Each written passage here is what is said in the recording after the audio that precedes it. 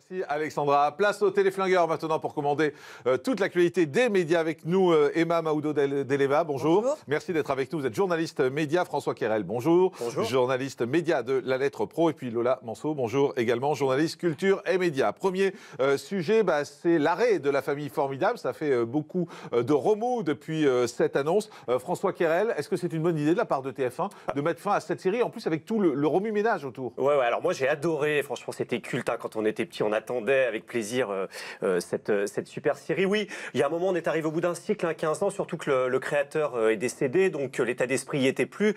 Et puis quand les principaux acteurs commencent à être démotivés, Bernard Lecoq a annoncé qu'il s'en allait, donc oui, moi je pense que c'est bien. Et Une Famille Formidable, nouvelle génération, je crois que c'est un des acteurs qui proposait ça. Je pense pas que ce soit bien de revenir dessus, puisque Une Famille Formidable, de toute façon c'est Annie Dupéret, c'est Bernard Lecoq, et ce serait à mon avis une erreur, je pense, de continuer. Et Emma, Annie Dupéret quand même qui a été assez dure sur la façon de tourner, sur les conditions de tournage. Très dur. Elle a dit que TF1 avait demandé un rythme beaucoup plus intense à raison d'une saison par an. Alors qu'avant c'était une tous les 3 ans à peu près. Tous les 3 ans. Et c'est vrai que peut-être que c'était un peu trop pour ce type de programme, qui avait donné un rythme plus lent, qui permettait aussi de voir les acteurs vieillir, de faire des scénarios un peu plus poussés, parce que quand même, il ne faut pas oublier que dans cette série, on a évoqué des thèmes extrêmement forts comme le sida. Enfin, vraiment, c'était une... Et il y a Clem maintenant. Je pense que Clem a vraiment... Oui, mais alors là, tout le monde s'en va. On le disait tout à l'heure, tous les acteurs partent les uns après les autres. Donc, effectivement, ils vont être un peu embêtés. Lola, est-ce que TF1, finalement, s'est pas tiré une balle dans le pied en voulant accélérer le rythme de la série ? Non, je crois pas. Je crois qu'il faut suivre le rythme des séries. Il y a de plus en plus de séries, il y a de moins en moins de visibilité pour toutes ces séries, pour qu'elles existent. Donc c'était nécessaire de passer à tous les ans. C'est absolument nécessaire. Maintenant, je comprends le rythme. Quelque part, je trouve ça très très sympa finalement qu'aujourd'hui, alors que tout le monde est interchangeable, que Bernard Lecoq dise moi je reste fidèle au créateur de cette émission et ce sera pas sans lui, quoi. Oui, et c'est vrai qu'il y a une certaine fidélité qui est rare dans ce métier. Vous avez raison. Hier soir, c'était le lancement de La France, l'incroyable talent sur M6, un lancement plutôt bon du côté des audiences avec 3,5 millions de téléspectateurs.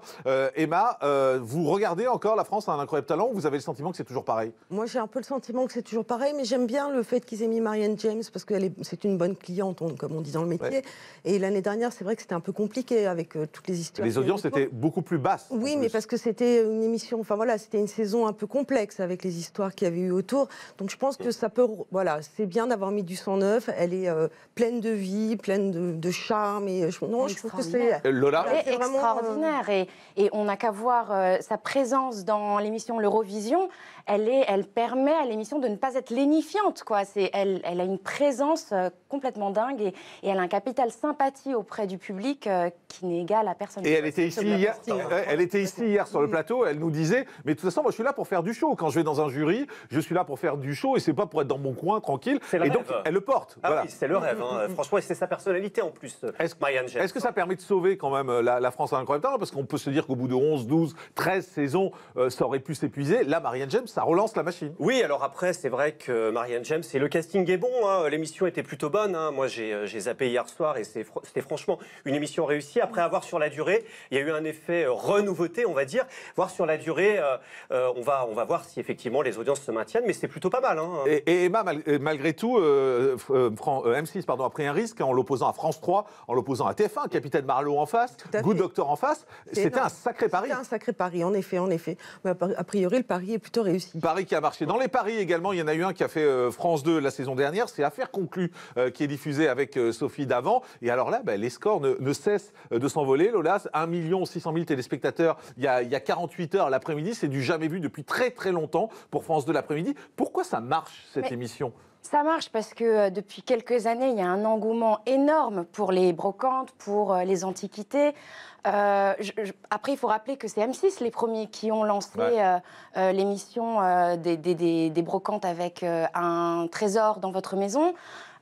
Moi, ça ne m'étonne pas que... Mais 1,6 million l'après-midi, ça paraît hallucinant quand même. On se souvient d'ailleurs que Stéphane Bern, qui était a priori sur cette émission, avait refusé de la faire en trouvant que ce n'était pas très intéressant. Du coup, c'est Sophie Davant qui en a hérité. Et pour elle, c'est tout bénef. Oui, mais Sophie Davant est un personnage de proximité. Elle est proche du public, elle a une certaine empathie. Elle est entourée de spécialistes haut en couleur. Pierre-Jean Chalençon, Julien Cohen. Donc mais c'est évident que ça marche. François Carrel, c'est une évidence? Ah oui, oui. En plus de ça, ça correspond vraiment à un public. C'est un vrai divertissement.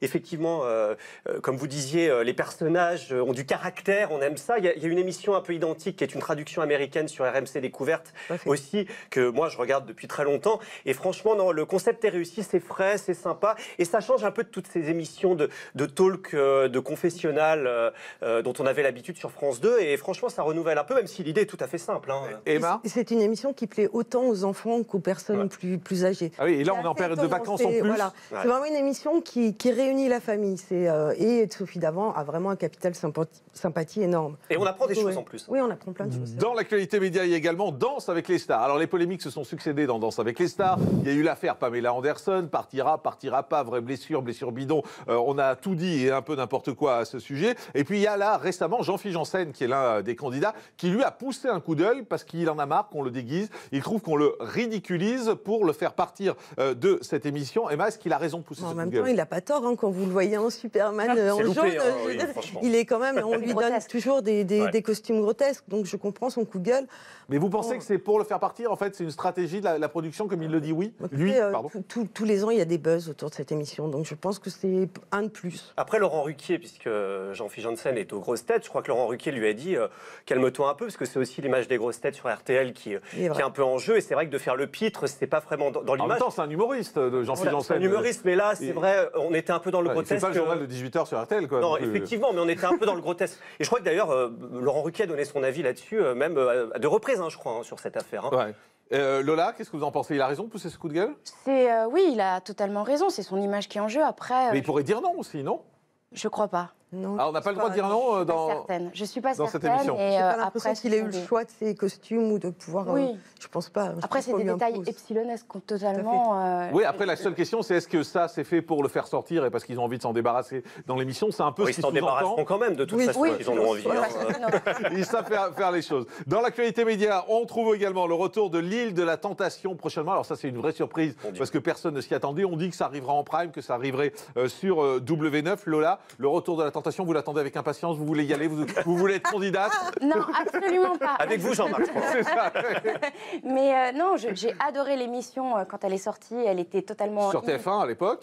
Inédite, totalement sulfureuse. Aujourd'hui, avec tout ce qui existe déjà, on s'en mêle les pinceaux. Donc, je sais pas. Je pense que les candidats sont formatés, ils savent à quoi s'attendre. Mais pourquoi les rechercher, ces vieilles émissions, quand même? On manque d'idées? On n'a pas d'idées aujourd'hui? On est obligé d'aller rechercher? Il y a une certaine forme de nostalgie, peut-être. Et puis, pourquoi pas retenter aujourd'hui? J'avoue que même si ça sent le fake à plein nez, moi je regarde. Vous regarderez? Ouais. François Carrel, vous regarderez?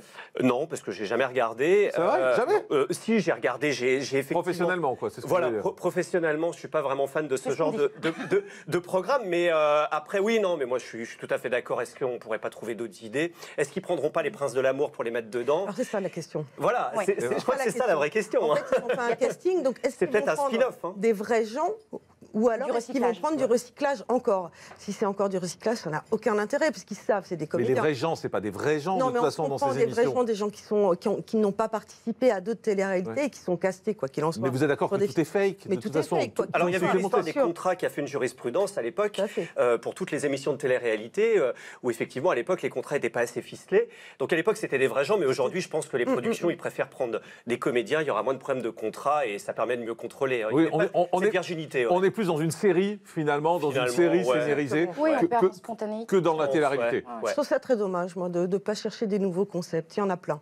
Vous en avez? Mais écoutez, il fallait les proposer. Non, alors moi, j'en ai vu un au MIPCOM qui était complètement délirant, qui s'appelle Making Love. Donc, c'est fait par une boîte française. Et là, on fait signer à des candidats le fait qu'ils vont faire l'amour. Ils ne connaissent pas les gens. Ah oui, j'ai vu ça. On les met dans un appartement, ils filment la soirée. Quand ils sont au lit, les caméras s'éteignent. Elle s'allume quand le rythme cardiaque redevient normal. Oui. Ah oui. Ah, mais vous aimez le trash alors? On peut faire du trash. Ah, mais je vois que vous aimez ça. Merci Emma Mahoudo de l'EVA, journaliste média. Merci François Carrel, journaliste média à la Lettre Pro. Merci Lola Manceau, également journaliste culture et médias. Merci Alexandra. On se retrouve demain en direct. On sera là. C'est le premier demain, mais on sera là jour férié. On sera là en direct pour vous. À demain. Bye bye.